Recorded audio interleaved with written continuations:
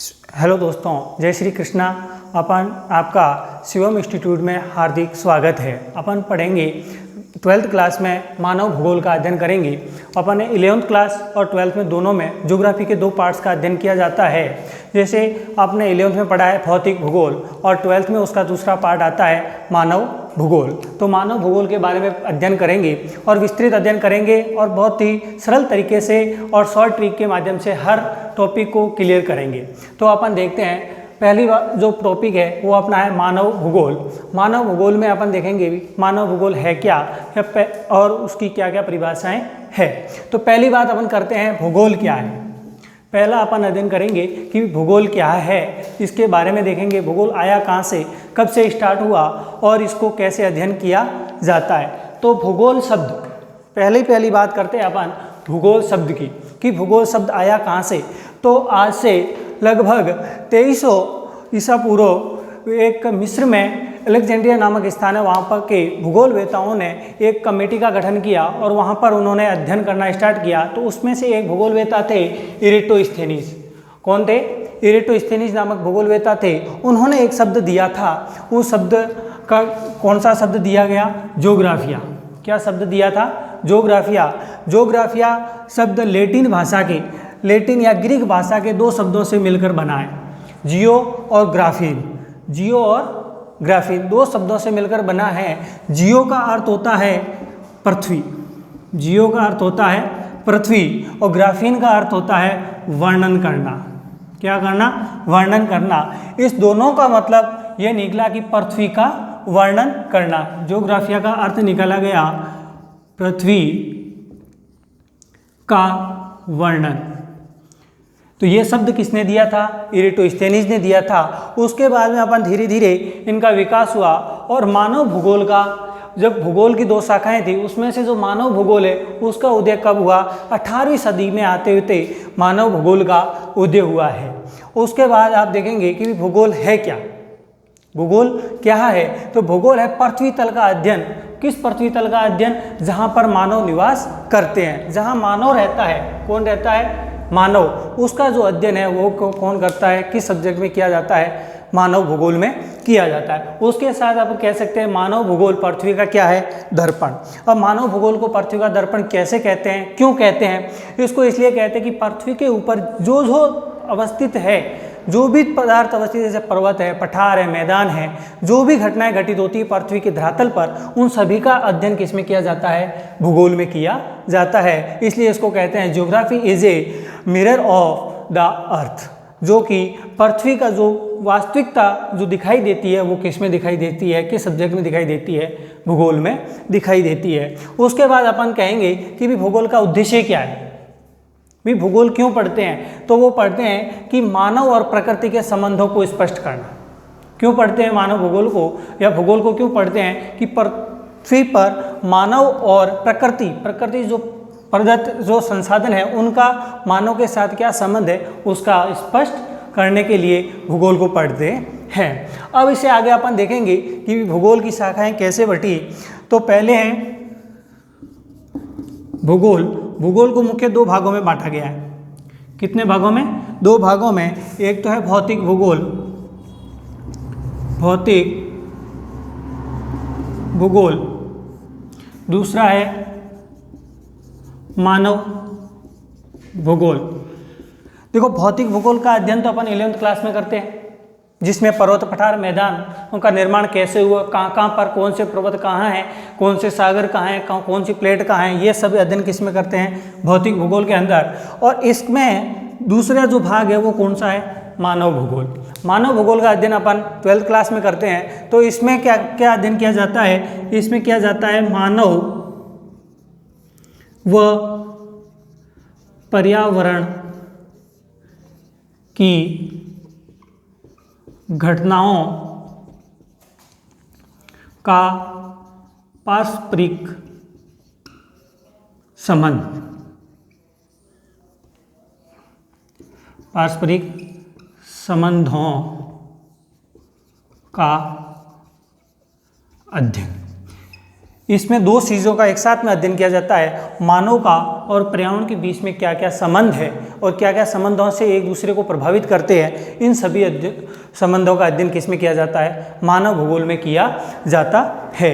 अब अपन देखेंगे कि भूगोल, मानव भूगोल क्या है, मानव भूगोल की परिभाषा क्या है, उसका अर्थ क्या है, तो उसके बारे में देखेंगे अपन। तो देखो, मानव भूगोल का अर्थ, तो अर्थ से अपने को स्पष्ट होता है कि ये मानव भूगोल कहेंगे किसे, कि मानव और प्रकृति के संबंधों का पारस्परिक अध्ययन। इसमें अलग अलग विद्वानों ने अपने अलग अलग मतभेद दिए हैं और उसके आधार पर इसमें भी कई प्रकार के वाद आए हैं। प्राचीन समय में अलग प्रकार के वाद थे और अब अलग है। अपन पहली बात करें अर्थ की। भूगोल का अर्थ, अर्थ की बात करेंगे भी अर्थ है क्या, या मानव भूगोल, मानव भूगोल का अर्थ। तो मानव भूगोल के अर्थ की बात करेंगे तो इसमें मानव भूगोल में भौतिक वातावरण एवं सांस्कृतिक वातावरण, भौतिक वातावरण एवं सांस्कृतिक वातावरण, सांस्कृतिक वातावरण कौन सा होगा? वो होगा जिससे मानव के द्वारा निर्मित, जो मानव के द्वारा जो पर्यावरण विकसित किया गया है वो क्या कहलाएगा? सांस्कृतिक वातावरण कहलाएगा। तो भौतिक वातावरण और सांस्कृतिक वातावरण के बीच संबंधों एवं मानवीय क्रियाकलापों द्वारा घटित घटनाओं के स्थानिक वितरण और संसार के विभिन्न सामाजिक और आर्थिक क्रियाओं के संबंधों का अध्ययन किसमें किया जाता है? मानव भूगोल में। इसे ही क्या कहेंगे अपन? मानव भूगोल कहते हैं। तो उसके बाद आगे चलेंगे तो उन्होंने एक कविता के आधार पर प्रस्तुत किया गया है कि मानव भूगोल क्या है, कि मानव भूगोल मानवीय संबंधों का अध्ययन करते हैं तथा, हाँ, भूगोल में अपन देखो कि एक कविता के माध्यम से इसमें मानव भूगोल की बात कही गई है कि उसकी कुछ पंक्तियाँ हैं। देखो, मानव भूगोल मानवीय तथ्य आते हैं। मानव भूगोल में क्या आते हैं? मानवीय तथ्यों का अध्ययन आता है, कि मानव के जितने भी तथ्य हैं उसका अध्ययन आता है। यह मानव पर्यावरण के मध्य अंतर संबंध बताता है। क्या बताता है? कि पर्यावरण और मानव के मध्य क्या संबंध है, यह कौन बताता है? मानव भूगोल बताता है। और कृषि, पशुपालन, उद्योग, व्यापार किए जाते हैं, परिवहन, संसार और व्यापार इसके अंदर आते हैं। जो ये सभी कार्य किसके द्वारा किए जाते हैं? मानव के द्वारा। किसके द्वारा किए जाते हैं? मानव के द्वारा। जैसे कृषि कार्य का आप अध्ययन देखोगे तो आपको किस में मिलेगा? मानव भूगोल में मिलेगा। कृषि की विशेषताएं हैं, कृषि के क्षेत्र है, ये सब किस में आएगा? आपको मानव भूगोल में दिखेगा। उसके साथ आप पशुपालन में आप देखोगे तो हर जगह का जैसी जैसी भौगोलिक स्थिति है वैसे वैसे पशुपालनों का में भी परिवर्तन मिलेगा। उसके साथ उद्योग, जो वहाँ की जो भौगोलिक स्थिति है उसके आधार पर आप मानव के उद्योगों का भी अलग अलग देखोगे। व्यवसाय की बात करेंगे तो व्यवसाय में प्राथमिक, द्वितीयक और तृतीयक, चतुर्थक, इस प्रकार के 5 प्रकार के व्यवसायों का भी अध्ययन किया जाता है। वो भी किसमें किया जाता है? मानव भूगोल के अंदर। उसके साथ परिवहन और संसार और व्यापार, ये भी किसके अंदर अध्ययन किया जाता है? मानव भूगोल के अंदर अध्ययन किया जाता है। तो ये सभी जो है ये किस में आते हैं? सांस्कृतिक कार्यक्रम। ये मानव का क्या है? सांस्कृतिक पर्यावरण।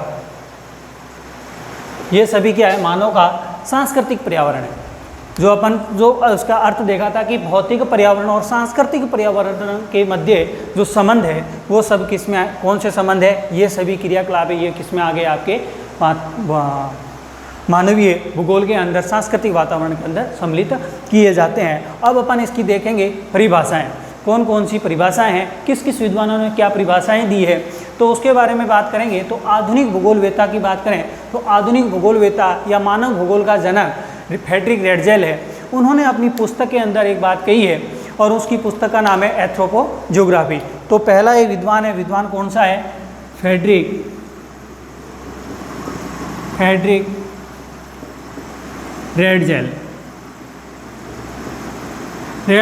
रेडजेल नामक ये कौन है? आधुनिक जर्मन भूगोलवेत्ता है। कहाँ का है? जर्मन है, यानी जर्मनी का है, भूगोलवेत्ता है। और इसकी पुस्तक का नाम है एंथ्रोपोज्योग्राफी।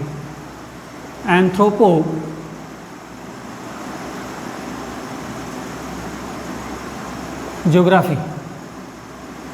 इसमें इन्होंने एक बात कही है कि मानव भूगोल क्या है, और इसके बारे में इन्होंने कहा है कि मानव समाजों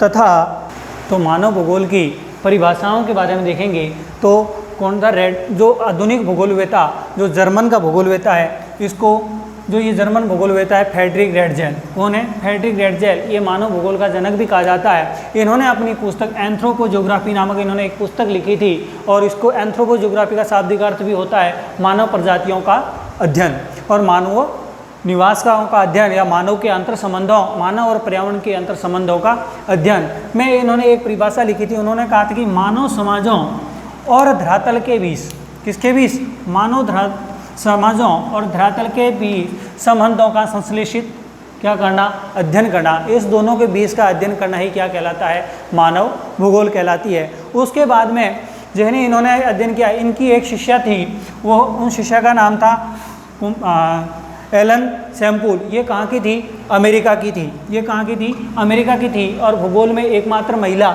एलन सैम्पुल ही है।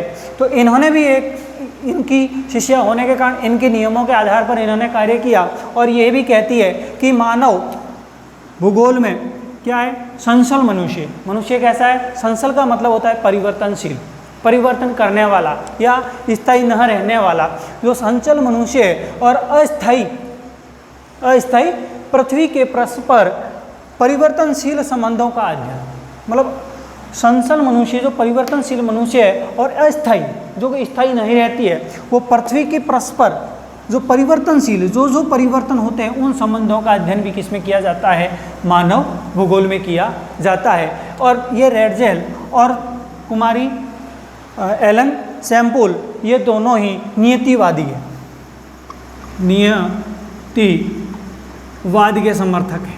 किसके समर्थक है, नियतिवाद। ये नियतिवाद क्या है, नियतिवाद ये है जो प्रकृति को क्या कहते हैं, क्या करते हैं, महत्व ज़्यादा देते हैं और मानव के कार्यों को महत्व कम देते हैं। तो नियतिवाद में जैसे कि प्रकृति की पूजा करना, जैसे प्राचीन समय में आप देखते हो तो पेड़ पौधों की ज़्यादा पूजा की जाती थी, पर्वत पठारों की पूजा ज़्यादा की जाती थी, तो वो क्या है, नियतिवादी, प्रकृति को ज़्यादा महत्व देना। उसके बाद में एक भूगोलवेता आते हैं, उस दो पुनों में ने मिलकर एक परिभाषा दी है, डेकन और पिर्स ने। इन्होंने भी यही कहा है कि मानव और उसके कार्यों का समाविष्ट किसमें है, मानव भूगोल में है। किसमें है, मानव भूगोल में है। उसके साथ साथ एक भूगोलवेता और आते हैं, उसका नाम है ब्लॉस। क्या नाम है, ब्लॉस है, ब्लाडिला ब्लॉस है। ये किसका समर्थन करते हैं, संभववाद। किसका समर्थन देते हैं, संभववाद का। ये कहते हैं कि पृथ्वी की धरातल पर जो भी है वो प्रकृति केवल क्या करती है, संभावनाएं व्यक्त करती है। कोई ये नहीं कहती कि महत्वपूर्ण कौन है, प्रकृति है। प्रकृति केवल संभावनाएं देती है, मानव अपनी विवेक के अनुसार क्या करता है, उसका उपयोग करता है। तो ये कहता है पृथ्वी को नियंत्रण करने वाले कारक और पृथ्वी पर रहने वाले जीवों के मध्य प्रश्न पर जो अध्ययन किया जाता है वो किसमें किया जाता है, मानव भूगोल में किया जाता है। तो ये सभी अपने अपना मत, अलग अलग विद्वान अलग अलग मत देते हैं, और ये कहते हैं कि मानव और पृथ्वी के बीच में जो भौतिक वातावरण और सांस्कृतिक वातावरण के संबंधों का अध्ययन ही किसमें किया जाता है, भौतिक भूगोल और मानव भूगोल का सम्मिलित रूप मानव भूगोल में किया जाता है। इसे से अपन देखेंगे कि भूगोल का अध्ययन, और आज अपन ने देखी थी भूगोल की परिभाषा और उसकी डेफिनेशन क्या क्या थी। तो उसके आगे अपन नेक्स्ट क्लास में अपन अध्ययन करेंगे उसकी प्रकृति, उसके विशेष क्षेत्र और उसके बारे में और। तो धन्यवाद, जय श्री कृष्ण।